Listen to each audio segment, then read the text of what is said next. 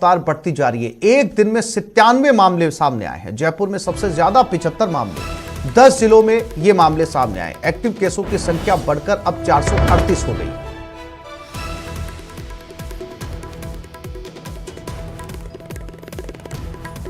तो लगातार अब कोरोना के मामले एक बार फिर से बढ़ने लगे हैं और सबसे ज्यादा जयपुर में 75 मामले एक साथ, और इसके अलावा 10 जिलों में ये मामले सामने आए, अब तक के सबसे ज्यादा मामले।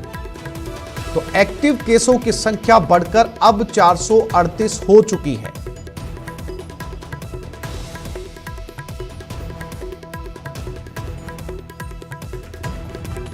और बीकानेर में भी कोरोना का विस्फोट हुआ। एक साथ 10 लोग पॉजिटिव पाए गए। बीकानेर में एक्टिव केस की संख्या बढ़कर अब 33 हो गई है।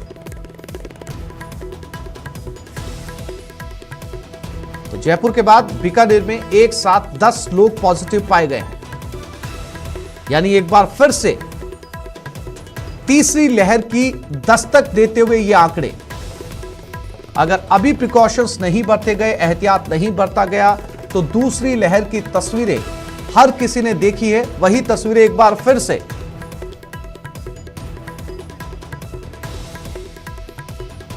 शीतलहर के साथ कोरोना फिर कहर बरपाने लगा है। पिछले 24 घंटे में राजस्थान में 97 नए मामले सामने आए। इनमें से 77.31% मामले सिर्फ जयपुर में मिले हैं। जयपुर में 75 नए रोगी मिले हैं। राजस्थान में 181 दिन बाद 97 केस मिले और जयपुर में 10 जून के 201 दिन बाद फिर इतने रोगी सामने आए हैं। कोरोना पिछले 6 दिनों से लगातार बढ़ रहा है। प्रदेश में 22 दिसंबर को 19 केस मिले, मंगलवार को 97 केस। मात्र 6 दिनों में कोरोना केसेस बढ़कर 500% तेज हो गए हैं।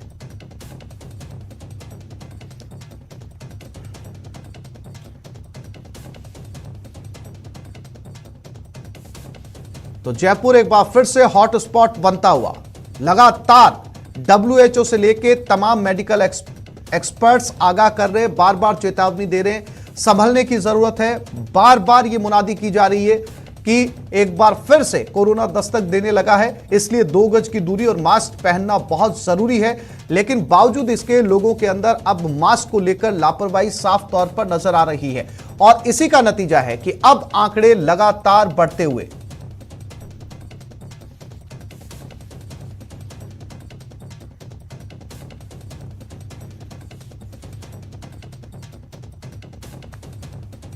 राजस्थान में अलार्मिंग सिचुएशन एक बार फिर से, और यह दस्तक है कि अगर अभी भी नहीं संभले तो दूसरी लहर की तस्वीरें पूरे देश ने देखी थी। इसीलिए मेडिकल एक्सपर्ट्स बार बार चेतावनी दे रहे हैं, बार बार आगाह कर रहे हैं कि तीसरी लहर की दस्तक आ चुकी है और अगर अभी भी नहीं संभले तो एक बार फिर से वही भयावह तस्वीरें सामने आने की पूरी तरीके से आशंका बनी हुई है। सौरभ गृहस्थी हमारे साथ जुड़ गए, उनसे बात करते हैं। सौरभ, बार बार आगाह किया जा रहा है, बार बार मेडिकल एक्सपर्ट्स जो हैं वो चेतावनी दे रहे हैं, अलार्मिंग सिचुएशन आ चुकी है, आंकड़े साफ तौर पर गवाही दे रहे हैं, दूसरी लहर की तस्वीरें पूरे देश ने देखी है, लेकिन बावजूद इसके लोग संभलने के लिए तैयार नहीं है। वर्तमान क्या सिचुएशन सौरभ? जी बिल्कुल, देखिए राजधानी जयपुर में 1 नवंबर के बाद से ही लगातार केसेस में बढ़ोतरी का दौर शुरू हुआ था, लेकिन पिछले एक सप्ताह में रिकॉर्ड मरीज जो हैं वो सामने आ रहे हैं। लगातार शहर के लगभग हर हिस्से में कोरोना पॉजिटिव मरीज जो हैं वो सामने आ रहे हैं, लेकिन चूंकि इनके सिम्टम जो है वो ज़्यादा नहीं है, इस लिहाज से एक जो एहतियात बरतने की जरूरत होती है, एक चिंता की बात होती है, वो लोगों में नहीं देखने को मिल रही है। बताया ऐसा जा रहा है कि एक भी मरीज जो है वो अभी भर्ती नहीं है, इस लिहाज से भी जो है वो कोरोना को गंभीरता से नहीं लिया जा रहा। लेकिन ये वायरस कब रूप बदल ले ये किसी को भी पता नहीं है, क्योंकि इस साल की शुरुआत में हमने देखा था कि शुरुआत बिल्कुल इसी तरह से हुई थी जिस प्रकार से इन दिनों में केसेस आ रहे हैं।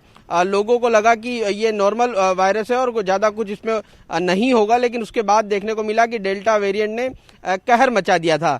लेकिन फिलहाल की स्थिति की बात करें तो फिलहाल किसी भी प्रकार से लोगों में चिंता जो है वो नहीं दिखाई दे रही है। अधिकांश लोग जो है वो कोरोना गाइडलाइन की पालना करने के लिए तैयार नहीं है। हालांकि राज्य सरकार बार बार हिदायत जरूर दे रही है, लेकिन जो सख्ती की जानी चाहिए वो सख्ती नहीं है। इस कारण से भी लोगों में एक चिंता जो है वो नहीं देखने को मिल रही। साथ ही चिकित्सा मंत्री भी बार बार यही बात दोहराए रहे कि किसी को चिंता करने की जरूरत नहीं है, ओमिक्रॉन जो है वो ज्यादा खतरनाक नहीं है। लेकिन हम सब जानते हैं, WHO भी बार बार ये बात कह रहा है कि ओमिक्रॉन बहुत तेजी से फैलता है, डेल्टा से 25 गुना ज्यादा तेजी से फैलता है। तो ऐसे में सतर्कता ही एक बचाव इस कोरोना के कारण कोरोना से हो सकता है, लेकिन उसके बावजूद भी किसी भी प्रकार के एहतियात जो है वो नहीं देखने को मिल रहे हैं। जो कंटेनमेंट जोन बनाए जाने चाहिए थे वो बनते हुए नजर नहीं आ रहे हैं। शहर में जो भीड़ उमड़ती है उसे कंट्रोल करने की कोशिश जो होनी चाहिए वो नहीं देखने को मिल रही है। मास्क लोग नहीं पहन रहे, उन पर कार्रवाई होनी चाहिए, वो कार्रवाई होती हुई नजर नहीं आ रही। यानी किसी भी प्रकार से सख्ती जो है वो नहीं हो रही, और इसी के कारण से लोग जो है वो थोड़े से लापरवाह जो है वो होते हुए नजर आ रहे हैं। लोगों को लग रहा है कि इतना खतरनाक ये जो ओमिक्रॉन या और भी कोई वायरस जो है वो नहीं है, इस कारण से ही जो है वो लापरवाही देखने को मिल रही है। अभी इस पर सख्ती करनी बहुत ज्यादा आवश्यक है। अगर इसी प्रकार से मामले बढ़ते रहे तो फिर से साल की शुरुआत में जो सौरभ, अगर अब नहीं संभले उसी प्रकार के हालातों में हम फिर से चले जाएंगे। हमारे साथ बीकानेर से विक्रम जगरवाल भी जुड़ गए, उनके पास चलते हैं। विक्रम, सबसे पहले जयपुर में सबसे ज्यादा केसेस और एक साथ बीकानेर में 10 नए मामले सामने आ चुके हैं, बावजूद इसके लोग संभलने के लिए तैयार नहीं है। तीसरी लहर दरवाजे पर खड़ी है। विक्रम। बिल्कुल आसिफ जो आप कह रहे हैं वो सही बात है कि जो तीसरी लहर है वो आने के लिए तैयार खड़ी है। और बीकानेर की अगर बात करें तो बीकानेर में बीते 24 घंटे में जिस तरीके से एक साथ जो 10 पेशेंट्स आए हैं उनसे ये खतरा जो है और बढ़ गया है। और जो लोगों की अगर बात करें तो वास्तव में जो लापरवाही है वो लोगों की बहुत देखने को मिल रही है। बीकानेर के जूनागढ़ किले में इन दिनों क्योंकि छुट्टियों का समय है तो काफी मात्रा में पर्यटक भी आ रहे हैं, लेकिन हमने कल भी जिस तरीके से देखा कि वहां पर जो भी पर्यटक आ रहे हैं उनको ना तो कोई मास्क उन्होंने लगा रखा है और ना ही कोई सैनिटाइजर की व्यवस्था वहां पे की गई है। हालांकि कुछ जागरूक लोगों की शिकायत के बाद वहां स्वास्थ्य विभाग की टीमें पहुंची और उन्होंने जो है लोगों को से समझाइश की, लेकिन कहीं ना कहीं जो समझाइश की कमी है वो लोगों में साफ देखी जा रही है। और जो ये 10 लोग आए हैं उनमें एक चिकित्सा विभाग से जुड़ा हुआ कर्मचारी भी जो है वो पॉजिटिव आया है। और उससे पहले जो है स्कूलों के जो बच्चे हैं वो काफी इफेक्टिव हुए हैं। तो कहीं ना कहीं ये माना जा सकता है कि धीरे धीरे जो है वो कोरोना अब खतरे की निशान की ओर बढ़ रहा है। हालांकि जिला प्रशासन ने भी गंभीरता से इसे लेते हुए आज से ही जो है बीकानेर जिले में घर घर वैक्सीनेशन की जो व्यवस्था है उसे शुरू कर दिया है। और चिकित्सा विभाग भी लगातार जो है वो प्रयास कर रहा है, लोगों से समझाइश कर रहा है, लेकिन जो लोग हैं वो इस खतरे को अभी तक भांप नहीं पा रहे हैं। और कहीं ना कहीं लोगों की जो लापरवाही है वो आने वाले दिनों में बड़ी भारी पड़ सकती है। जी आसिफ। बिल्कुल विक्रम, जोधपुर से हमारे साथ रंजन दवे भी जुड़ गए। रंजन, दूसरी लहर में जयपुर के बाद में सबसे भयावह तस्वीरें जोधपुर से सामने आई थी और एक बार फिर से जो है वो आंकड़े गवाही दे रहे कि हम तीसरी लहर की ओर जा रहे हैं, लेकिन लोग जो हैं वो संभलने के लिए तैयार नहीं है।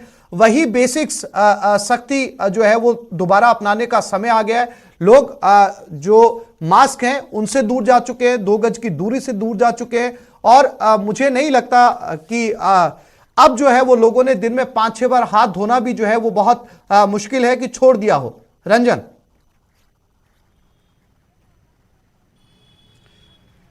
जी आसिफ, बिल्कुल सही फरमा रहे हैं आप। जिस तरीके के घटनाक्रम हुआ है और जो मामले सामने आए हैं कोरोना के जो नए केसेस आए हैं वो बिल्कुल चौंकाने वाले आंकड़े हैं। जोधपुर में जो आंकड़े एक साथ 9 लोगों के पॉजिटिव आने के जो समाचार हैं वो अपने आप में आने वाले समय की ओर इशारा कर रहे हैं। और जैसा आपने कह रहे हैं कि लोग अब हाथ धोना, सोशल डिस्टेंस रखना, मास्क और सैनिटाइज़र का प्रयोग करना लगभग भूल चुके हैं, तो उन लोगों के लिए एक ये चेतावनी है। हालांकि जिला प्रशासन और हमारी राज्य सरकार, माननीय मुख्यमंत्री, ये सभी लोग लगातार अपील करते जा रहे हैं, फिर भी लोग हैं वो अपनी मनमानी पे आतुर है। निश्चित तौर पर जो समय जोधपुर ने देखा है वो बड़ा भयावह था। जो मौत के आंकड़े थे वो अपने आप में चौंकाने वाले थे। अस्पताल की जो स्थिति थी बड़ी भयभीत करने वाली स्थिति थी, लेकिन उसके बावजूद अब एक बार फिर से संभलने का समय है, सख्ती करने का समय है। निश्चित तौर पर प्रशासन को भी सख्त हिदायत के साथ में सख्त एक्शन लेने की भी अब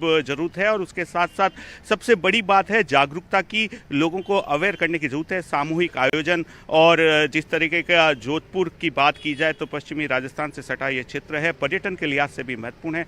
बड़ी संख्या में लोग आते हैं और ये एक दूसरे से संपर्क में आने से फैलता है, ये लोगों को पता है। इसलिए अपनी सुरक्षा अपने हाथ, इस नियम की कड़ाई से पालना करने की जरूरत है। हाँ बिल्कुल। सौरभ, बार बार सख्ती की बात उठ रही है, क्या एक बार फिर से उसी सख्ती की जरूरत है? मास्क को लेकर जो है वो सख्ती बरती गई थी, एक बार फिर से अगर उन्हीं नियमों को लागू किया जाए और उनकी निगरानी की जाए तो बहुत हद तक मुमकिन है कि जो है वो तीसरी लहर को आने से रोका जा सके। सौरभ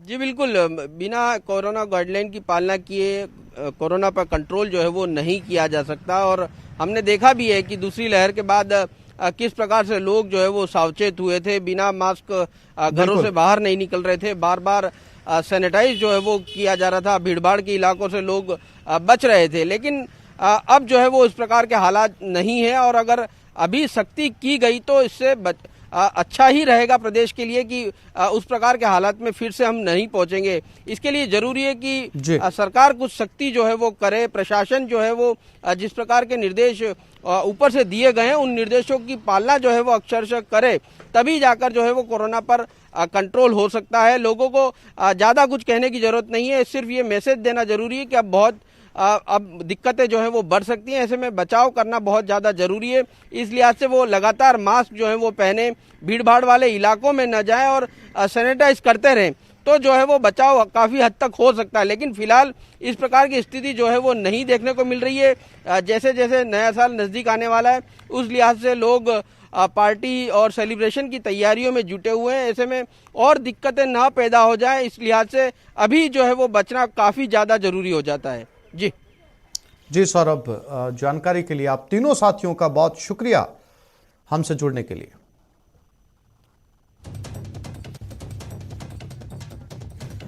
और चलिए अब आपको ग्राफिक्स के जरिए एक बार फिर से बताते हैं कि राजस्थान में कोरोना का ग्राफ किस कदर तेजी से बढ़ रहा है। 24 दिसंबर को 42 मामले सामने आए थे, 25 दिसंबर को 45, 26 दिसंबर को 62 मामले, 27 दिसंबर को 59 और 28 दिसंबर को 97 मामले। यानी ये पीछे की 5 तारीखें गवाह हैं कि हर दिन आंकड़ों में इजाफा हुआ है, कमी नहीं आई है।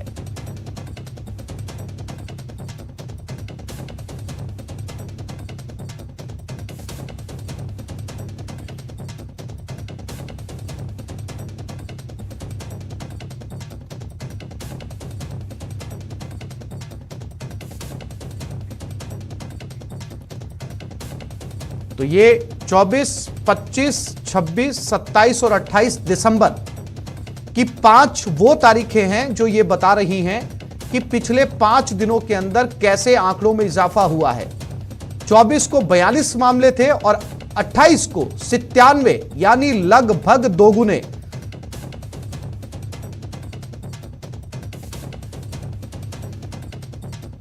और ये आंकड़े अब रोज बढ़ रहे हैं।